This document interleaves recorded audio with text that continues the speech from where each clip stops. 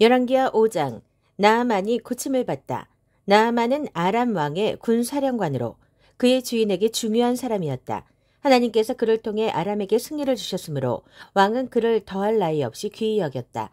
그는 참으로 훌륭한 사람이었는데 다만 심한 피부병을 앓고 있었다.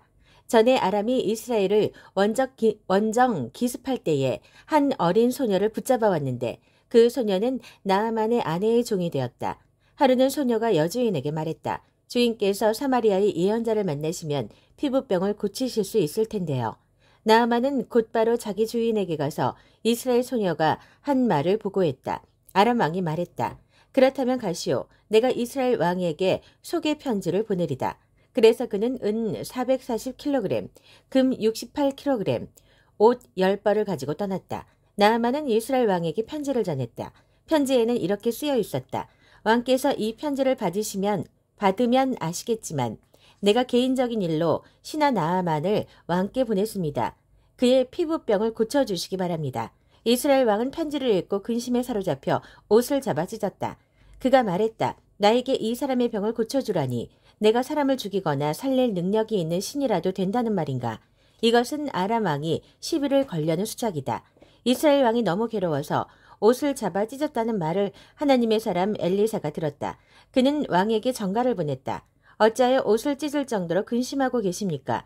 그 사람을 내게 보내십시오. 그가 이스라엘에 예언자가 있다는 것을 알게 될 것입니다.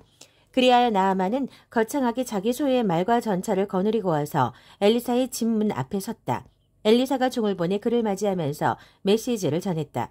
요단강에 가서 7번 몸을 담그십시오. 그러면 살갗이 나아서 새살처럼 될 것입니다.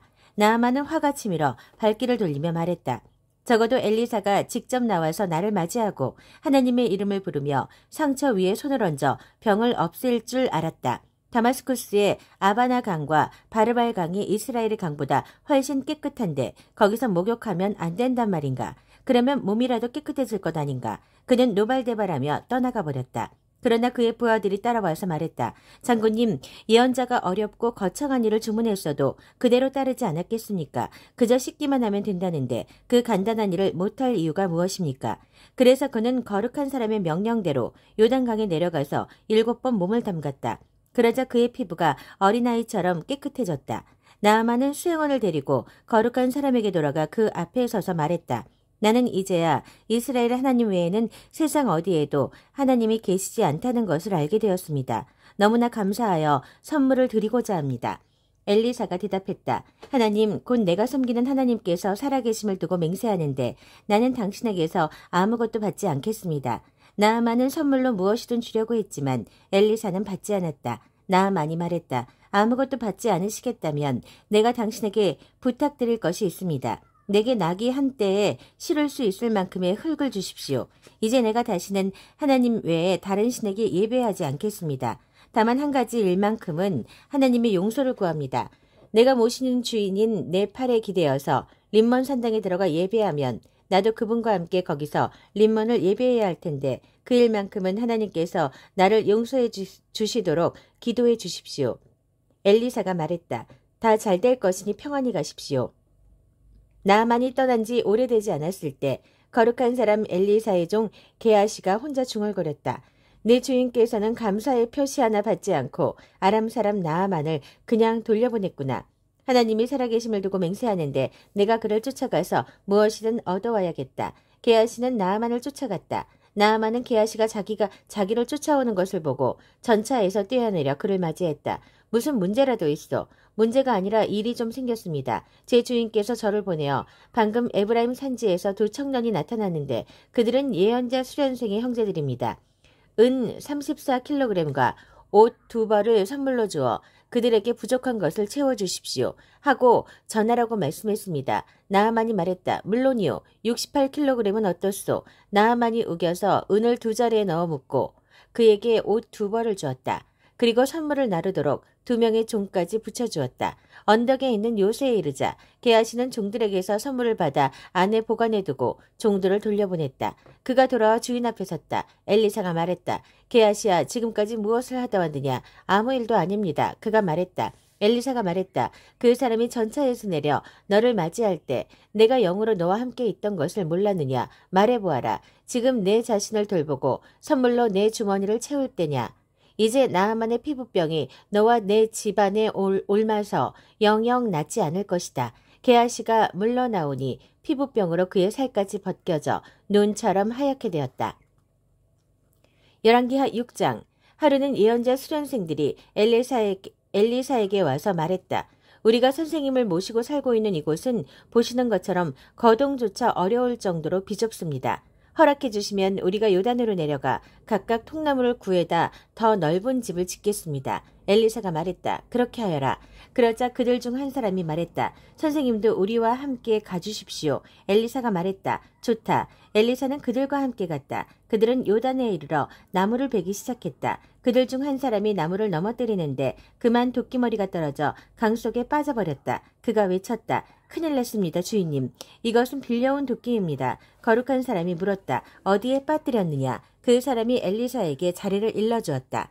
엘리사가 나뭇가지를 꺾어 그 지점으로 던지자 도끼머리가 떠올랐다. 엘리사가 저것을 잡아라, 저것을 집어라 하고 말하니 그 사람이 손을 내밀어 도끼를 건져냈다. 아람 군대를 물리치다. 한 번은 아람 왕이 이스라엘과 전쟁 중일 때 신하들과 의논한 뒤에 내가 이러이러한 곳에 복병을 두고자 한다고 말했다. 그러자 거룩한 사람이 이스라엘 왕에게 메시지를 보냈다. 그곳을 지날 때 조심하십시오. 아람 사람이 그곳에 매복해 있습니다. 이 말을 듣고 이스라엘 왕은 거룩한 사람이 경고한 곳에 대해 지시를 내렸다.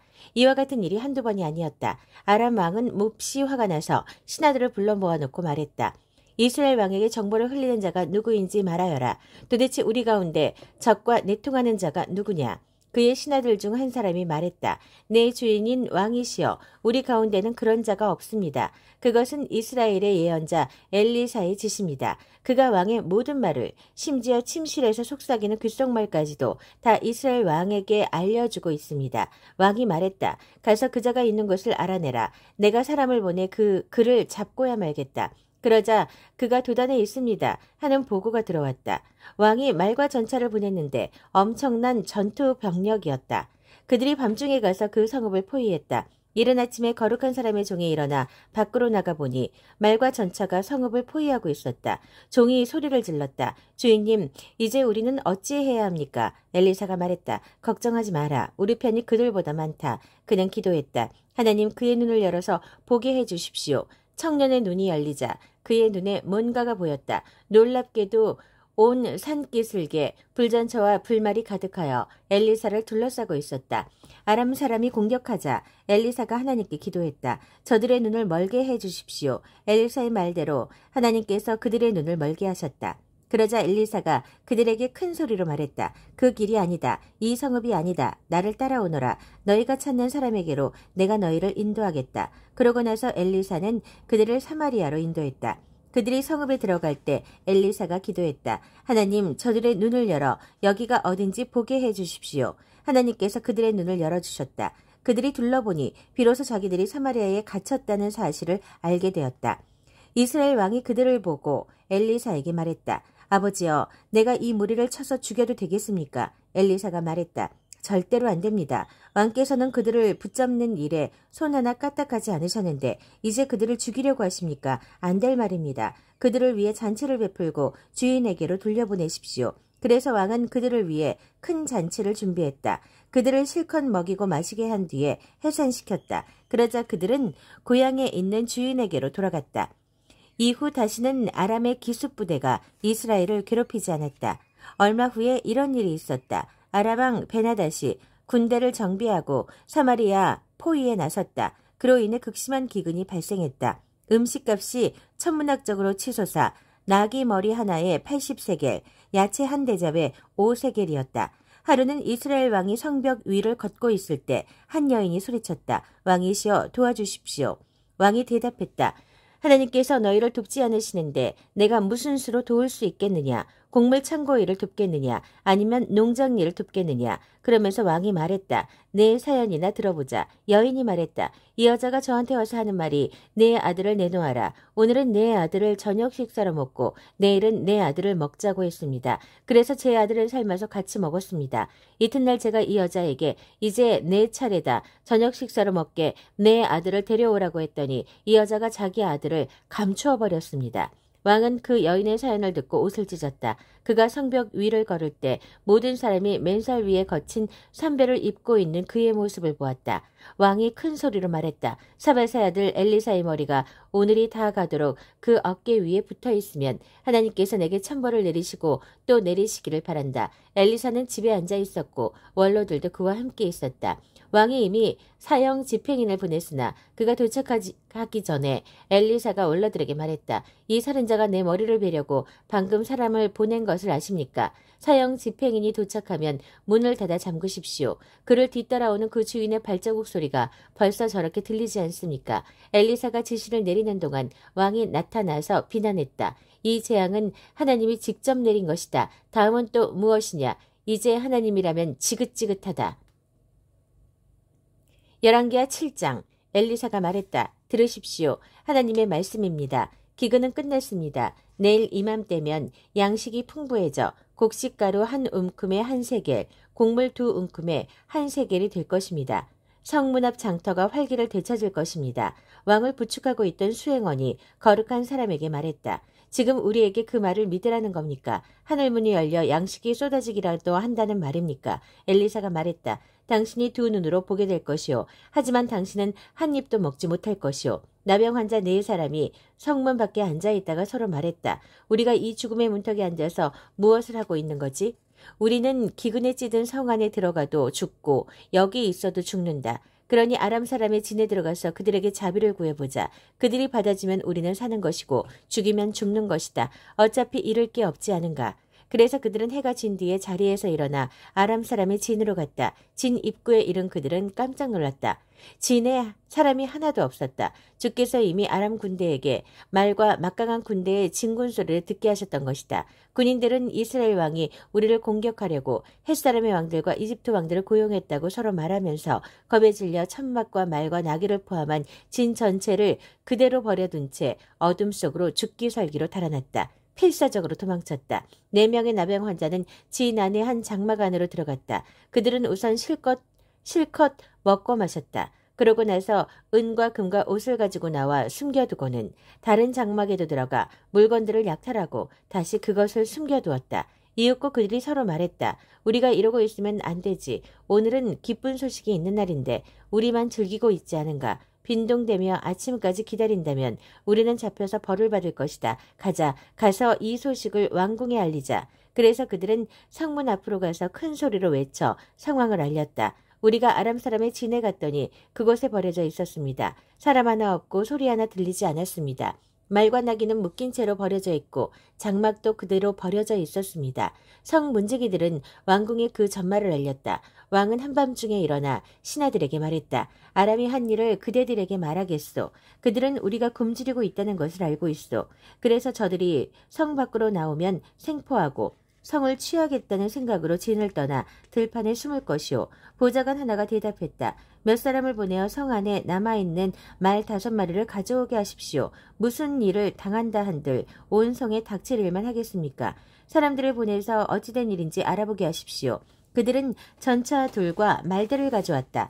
왕은 그들을 아람 군대 뒤로 보내면서 지시했다. 그들을 정탐하여 무슨 일인지 알아보아라. 그들은 요단강까지 아람 사람의 흔적을 따라갔다. 아람 사람이 겁에 질려 도망치느라 버린 옷이며 장비가 온 길에 흩어져 있었다.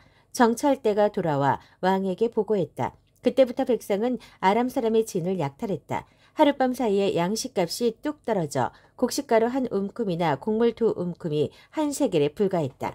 하나님의 말씀이 그대로 다 이루어졌다. 왕은 자신을 부축하던 수행원에게 명령하여 성문을 관리하게 했다. 그런데 폭도로 변한 백성이 성문으로 쏟아져 나오다가 그를 밟아 죽였다. 왕이 거룩한 사람을 찾아왔을 때 그가 했던 말 그대로였다. 그때 거룩한 사람이 왕에게 이렇게 말했었다. 내일 이맘때면 사마리아 성문에서 곡식가루 한 움큼에 한 세겔, 곡물 2움큼에 한 세겔이 될 것입니다. 그러자 그 수행원이 빈정대며 지금 우리에게 그 말을 믿으라는 겁니까? 하늘문이 열려 양식이 쏟아지기라도 한다는 말입니까? 라고 대답했고 다시 거룩한 사람이 당신이 두 눈으로 보게 될 것이요. 하지만 당신은 한 입도 먹지 못할 것이요. 하고 말했다. 그 말이 그대로 이루어져 결국 그는 백성에게 짓밟혀 죽고 말았다.